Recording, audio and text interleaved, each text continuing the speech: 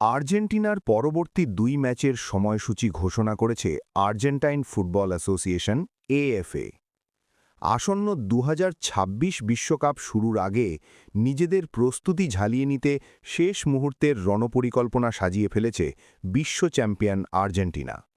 Football মহাযুদ্ধের ময়দানে নামার আগে আরও ২টি প্রস্তুতি ম্যাচে মাঠে নামবে লিওনেল মেসির দল, যেখানে তাদের প্রতিপক্ষ হিসাবে থাকছে মধ্য আমেরিকার দেশ হন্ডুরাস এবং ইউরোপের আইসল্যান্ড।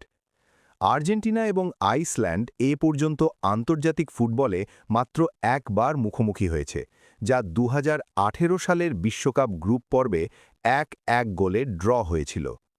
অন্যদিকে আর্জেন্টিনা এবং হন্ডুরাস এ পর্যন্ত দুবার মুখোমুখি হয়েছে, ২০১৬, ২০২২, যার মধ্যে আর্জেন্টিনা দুবারই জিতেছে এবং কোনো ম্যাচ ড্র বা হন্ডুরাস জয়ী হয়নি।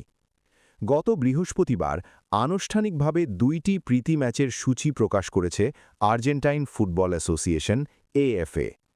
হন্ডুরাস বনাম আর্জেন্টিনা ম্যাচটি অনুষ্ঠিত হবে ৬ জুন টেক্সাসের বিখ্যাত এজিস কাইল ফিল্ড স্টেডিয়ামে। ১,০২,০০০ দর্শক ধারণ ক্ষমতার এই বিশাল স্টেডিয়ামে মেসিদের পায়ের জাদু দেখার অপেক্ষায় থাকবে ফুটবল বিশ্ব।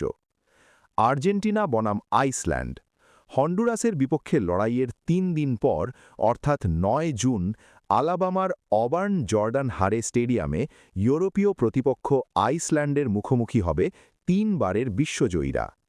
খেলাধুলার যে কোনো আপডেট পেতে এখনই স্পোর্টস চ্যানেলটি সাবস্ক্রাইব করে রাখুন। ধন্যবাদ।